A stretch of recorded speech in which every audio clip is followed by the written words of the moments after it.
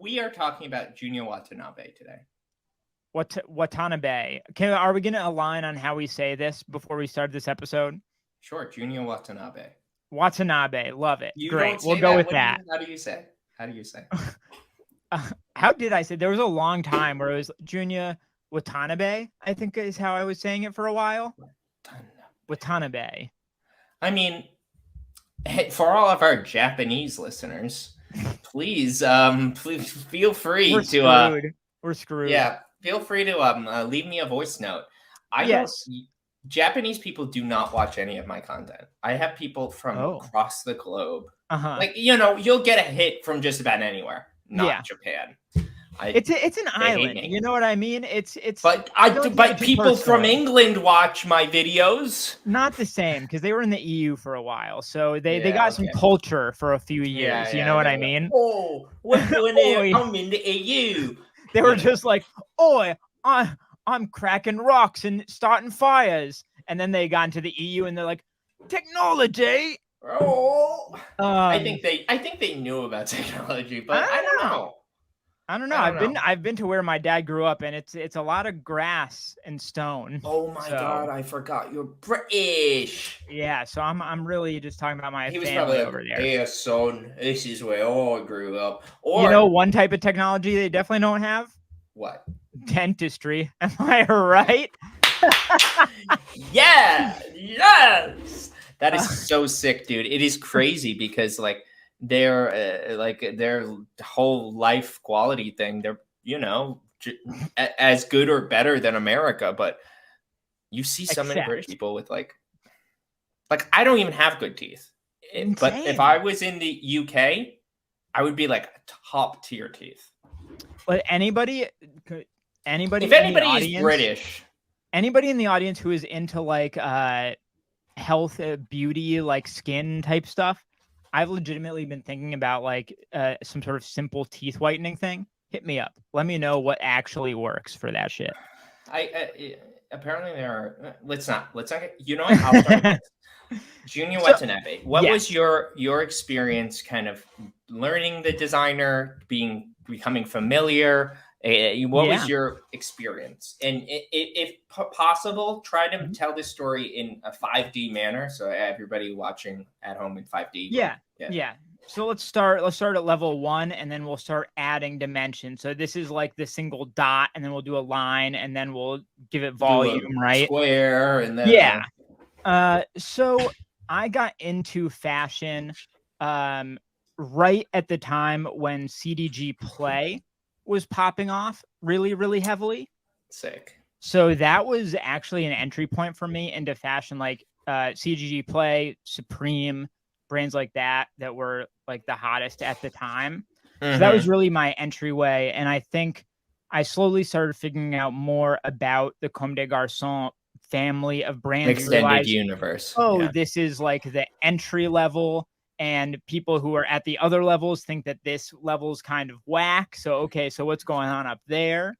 And I think through that, you eventually figure out about Junya Watanabe and where he fits into that entire thing. But I think I've always admired a little bit from afar. I've respected, I've liked it, but I've never found the direct entry point to be like, yes. You know what I mean? Yes. Yeah. So give me your spark notes. I want your side of this. I don't even know if I have a good story. I don't know. I mean, I think that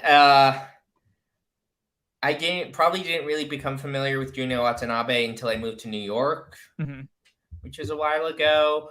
But I don't really remember having kind of that moment. I think that and that's why I asked you, because I was hoping you would tell a good story. I see. But for everybody who potentially don't know anything about Junya Watanabe and thought that this media right now could help you, well, you're SOL. But Junya Watanabe is a Japanese fashion designer who is essentially the apprentice, the pupil, the what's the little Jedi? What do you call little Jedi? Padawan. Yep. Of Rei Kawakubo of Comme des Garçons. So if you're maybe confused, or maybe you're like, Junya Watanabe, is that Comme des Garçons? I don't get it. Junya Watanabe is essentially a brand within the Comme des Garçons family, but he is a designer. Mm-hmm. He was a pattern maker at CDG, and then became like Rei Kawakubo's apprentice, and has since really, I mean, ultimately he has taken on kind of his own presence and identity as a designer. There is still obvious connections to Comme des Garçons. If you go into any Dover Street Market, you're going to see his stuff. If you go into like a Comme des Garçons store, you're going to see his stuff.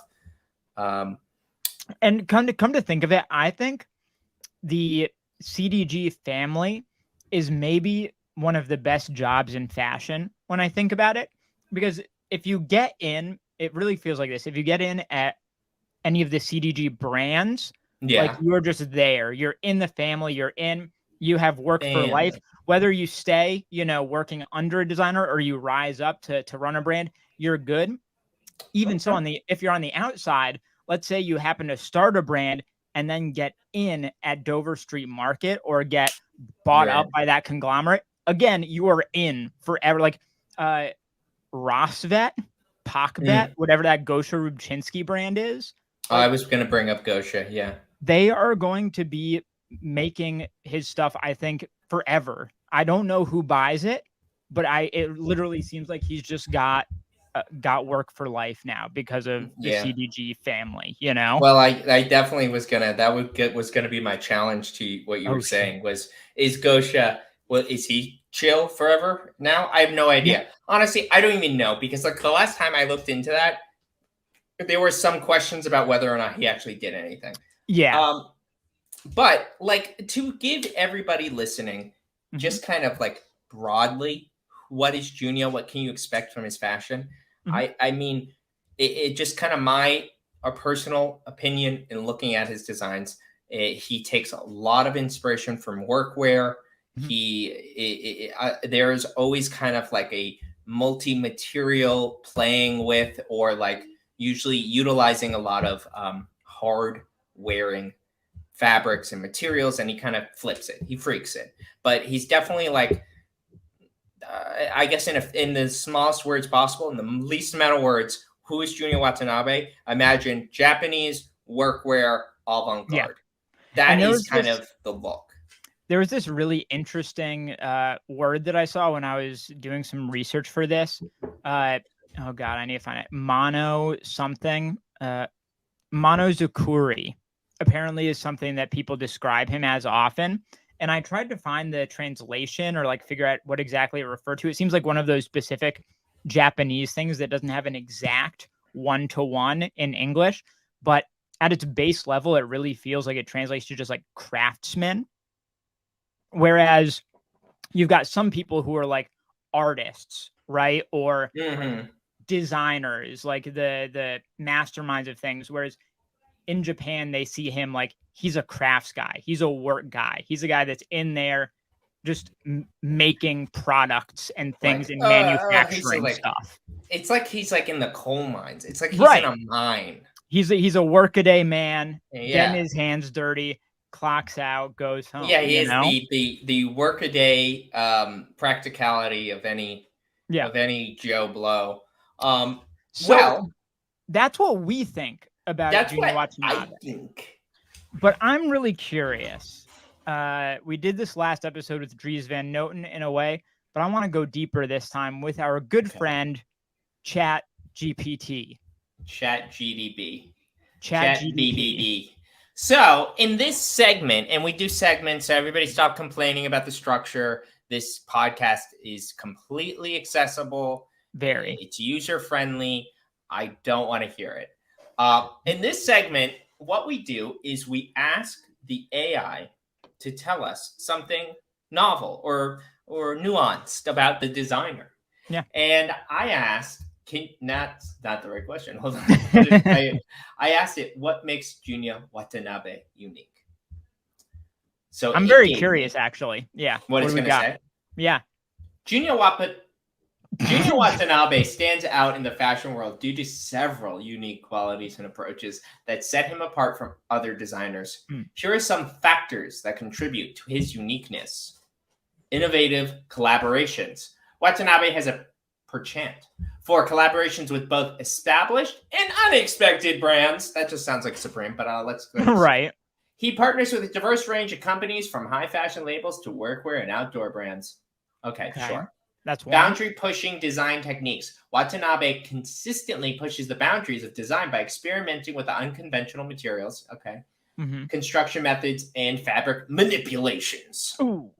He often incorporates unexpected elements into his creations, such as industrial materials, technical fabrics, and intricate pattern cutting. True. Let's do another one.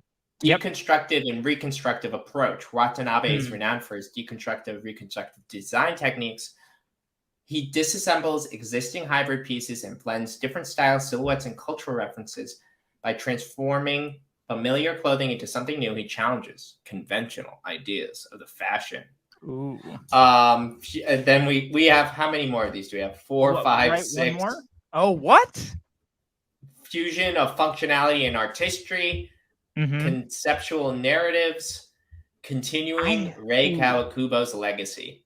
Let me read this one. Let me read this last one. Okay, please. As a prodigy of Rei Kawakubo, the founder of Comme des Garçons, Watanabe has inherited and further developed the legacy of avant-garde fashion house. While Watanabe has his distinct style, his design bears influences from Kawakubo's innovative and unconventional approach to fashion. I agree with that. Yeah. I think that the robot did an okay job. I think so too, except there's one thing that says something about conceptual narratives, like that's an important part. And I think I would push back on that. I mean, I'm sure you could make the argument, but I think one of the things that is most unique about Junya Watanabe is the lack of a narrative in his work. Okay. He's famously stoic and quiet. He doesn't talk about his stuff, except maybe he'll say like a word or two about it just to point you kind of in a direction for what kind of vibe might be going on. But it doesn't seem like he sees his work as part of some grand narrative to me. Well, the computer thinks otherwise, dude. And this is the thing. This is why we do this, because eventually it will take our jobs on this podcast as well. So we may as well just get used to it and accept everything it says. No. I'm really settling into it. I'm really settling into that. I'm like kind of like, I don't know. What do you think? I don't know.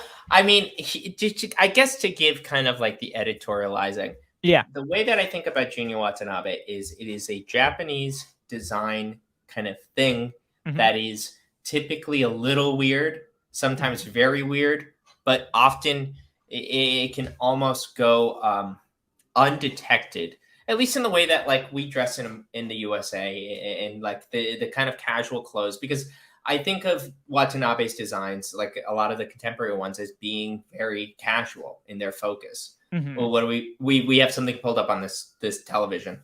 It's spring summer 16 from Watanabe. Yeah. We are seeing what looks like a clown walk down the runway. This one's women. I've just got a few that we can look through as we're talking, but this one I think applies more to like the techno fabric side of Watanabe and also the kind of like futurism, techno future kind of stuff that he incorporates into his work. It's very Kawakubo looking. Looks really Kawakubo. Yeah. And I mean, honestly, if I saw these without the title, I would have guessed this was Comme des Garçons. I wouldn't have guessed this is Watanabe at all. Because I think, like, at least for me, whenever I see his clothes in stores, it will be things like workwear pants, like those patchwork blazers, like denim on denim stuff. Like, I always see very, like, kind of like Carhartt whip taken to another degree. So with that, let's move along a little bit to spring summer 2015. If we That's backwards. What? Dude. We just looked at 16. Yeah, when we're going backwards because now we've got man. That was women. Now Oh we've yeah, yeah, got yeah. Now we got man. man. Okay. And this one is like one of his most denim heavy collections, I would say. Dang, Uh, it's denim heavy.